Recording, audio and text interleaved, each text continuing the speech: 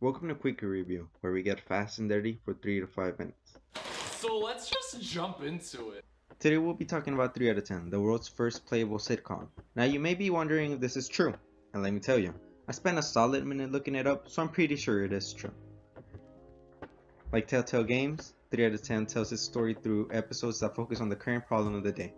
What makes this game stand out is the fact that it does not take itself seriously and just tries to tell a fun story. The story can range from a worker missing their head to even feeding interns to engineers. That's right, that's how non-serious the story is. Regardless, I think it's time I talk about the main goal of the story. Throughout the first episode, we're introduced to Midge, an animator applying to shovelware games after the mysterious explosion of the previous animator. I don't exactly know why he blew up, they kinda just act like it's a normal thing. Upon her arrival, Midge is immediately hired due to the urgency of an animator. Through her arrival, we're introduced to the cast of characters that will accompany us through this adventure. The cast ranges from a narcissist boss that likes to get nude when signing stuff, to a Wolverine knockoff that is too edgy for my taste. I'm the best there is at what I do.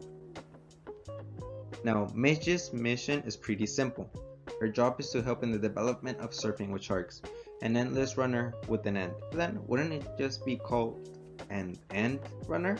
I think I'm paying too much attention to this little dumb thing. Normally I like to break down the whole game and give a quick summary about it, but I won't be doing it this time for two reasons. Number one, the game's story is still ongoing. Once it's finished, I'll give a full review with the story in it. Number two, the game's free in the Epic Store, so why not try out the first season and tell me what you think in the comments. Following my dumb script, I will now be talking about the gameplay. When it comes to the gameplay and the mechanics, it's hard to pinpoint a set of mechanics that is used throughout the game. The best way I can describe it is to call it a collection of minigames. Okay, the difference between this game and other mini-based games is the way they're implemented. Unlike other games that just shove them down your throat, 3 out of 10 introduces its wide range of games throughout its story. For example, let's say the main goal of the mission is to drive to a different location. The game will provide us with a simple yet challenging stage that will progress the story once it's completed. No matter the reason, the developers always try to sneak in a mission for your entertainment. I know some of you guys may not want to play the game sometimes and would rather just enjoy its story. Let me tell you something, this game has you covered for that exact same thing. The game allows you to skip minigames that you may find boring or challenging. The best thing about this mechanic is that if you happen to skip a minigame, the story will progress as if you had achieved the level.